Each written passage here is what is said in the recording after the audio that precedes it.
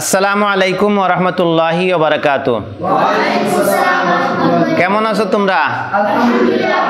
আলহামদুলিল্লাহ, আল্লাহ আমাদের ভালো রেখেছেন, আল্লাহর শুকরিয়া।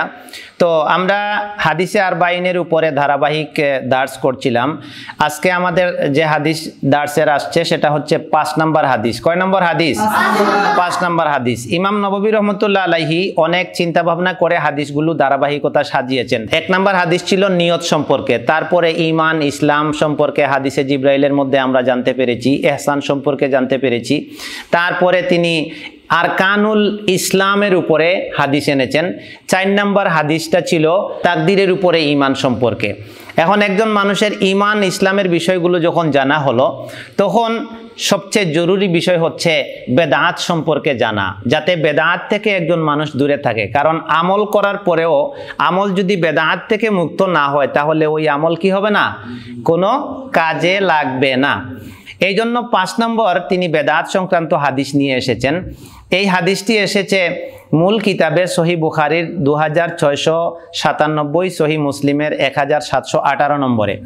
হাদিসটি বর্ণনা করেছেন আন আয়েশা রাদিয়াল্লাহু আনহা, উম্মাহাতুল মুমিনিন আয়েশা রাদিয়াল্লাহু আনহা থেকে বর্ণিত। তিনি বলছেন, ক্বালা রাসূলুল্লাহি সাল্লাল্লাহু আলাইহি ওয়াসাল্লাম। এর অর্থ কি? রাসূল সাল্লাল্লাহু আলাইহি ওয়াসাল্লাম বলেছেন। কি বলেছেন? মান আহদাসা, যে ব্যক্তি নতুন কিছু সৃষ্টি করলো, ফি আমরিনা, আমাদের কাজে, অর্থাৎ ইসলামের মধ্যে, হাদা মানে এই ইসলামের মধ্যে যে ব্যক্তি নতুন কিছু উদ্ভাবন করলো, সৃষ্টি করলো, মা লাইসা ফিহি, যেটা ইসলামের মধ্যে আসলে নাই।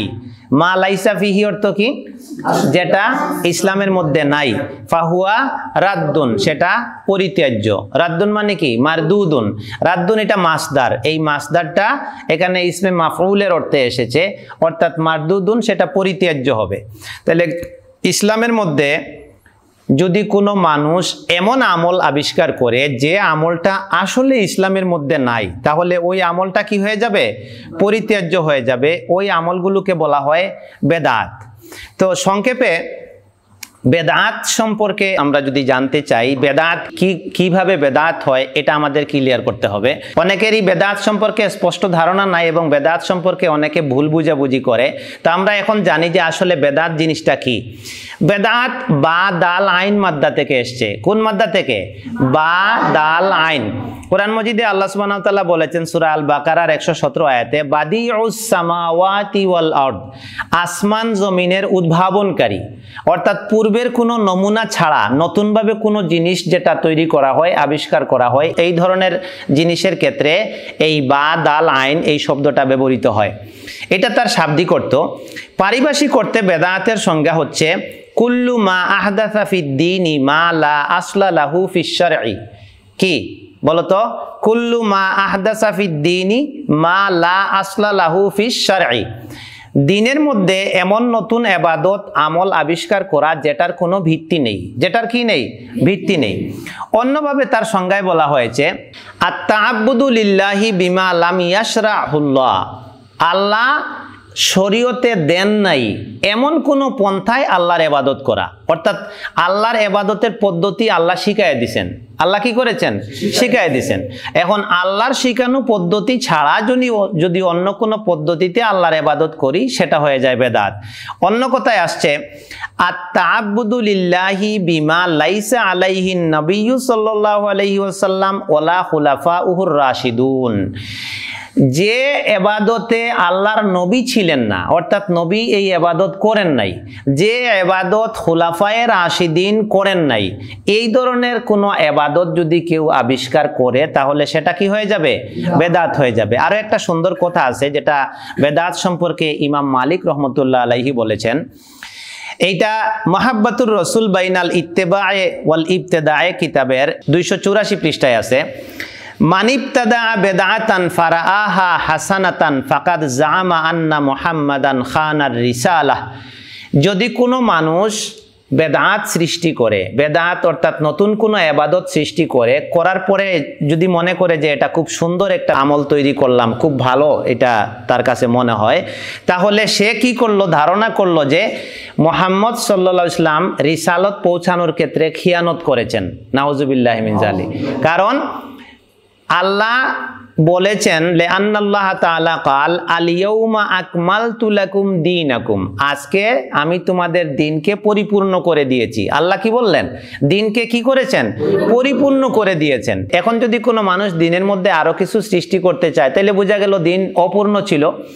এখন তিনি বলছেন ফামা লাম ইয়াকুন ইয়াউমা ইজিন দীনান ফালাইসা লিয়াউমা দীনান। নবীর যুগে, সাহাবীদের যুগে যে জিনিসটা দিনের মধ্যে ছিল না, ইবাদতের মধ্যে ছিল না, আজকেও এমনকি কিয়ামত পর্যন্ত এটা দিনের অন্তর্ভুক্ত বা ইবাদতের অন্তর্ভুক্ত হবে না।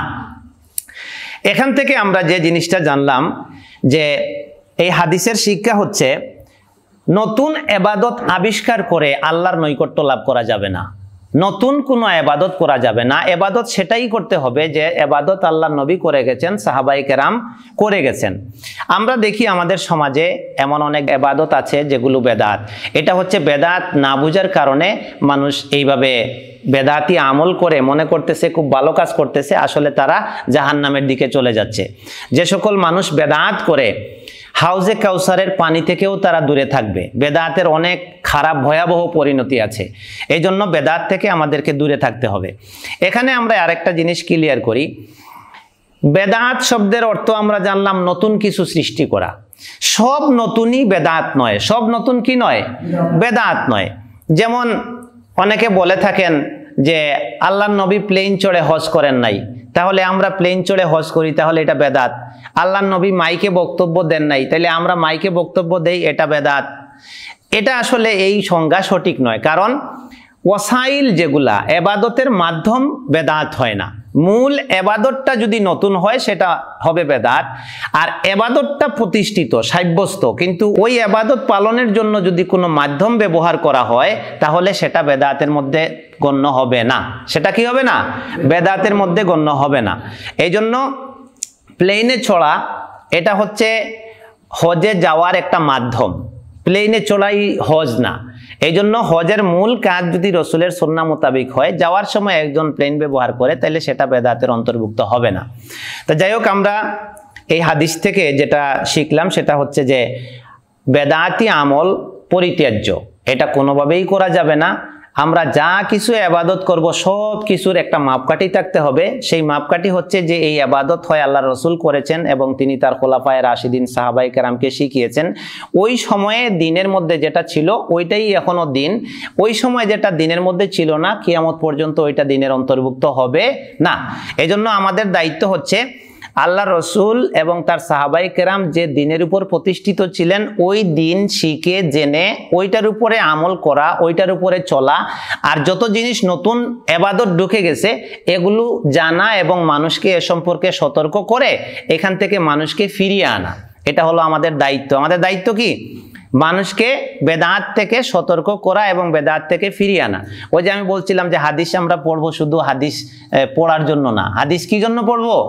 আমল করার জন্য পড়বো। হাদিস পড়বো আর হাদিস কিতাবে থাকবে আর আমি যে আগের মতোই থাকবো, এই জন্য না। তাহলে এই হাদিস আমাকে কি দায়িত্ব দিল? যে বেদাতি আমল সব পরিত্যাজ্য হবে, এটা কোনো কাজে লাগবে না। তাহলে বেদাতি আমল অর্থাৎ যে আমল নবী সাহাবীর সময় ছিল না, নতুন ইবাদত, এগুলো আমরা নিজেরা করব না এবং আমাদের আত্মীয় স্বজন যারা আছে, পাড়া প্রতিবেশী সমাজে যারা আছে, তারাও যে বেদাতি আমলগুলো করতেছে সে ব্যাপারে আমরা তাদেরকে সাবধান করব, সতর্ক করব এবং বেদাতের পরিণতি সম্পর্কে জানাবো, যাতে আমাদের সমাজটা বেদাত থেকে মুক্ত হয়ে যায় এবং পুরোপুরি সুন্নাহর উপর প্রতিষ্ঠিত হয়ে যায়। আল্লাহ আমাদের সেই তৌফিক দান করুন। আল্লাহুম্মা আমিন। আসসালামু আলাইকুম ওয়া রাহমাতুল্লাহি ওয়া বারাকাতুহু।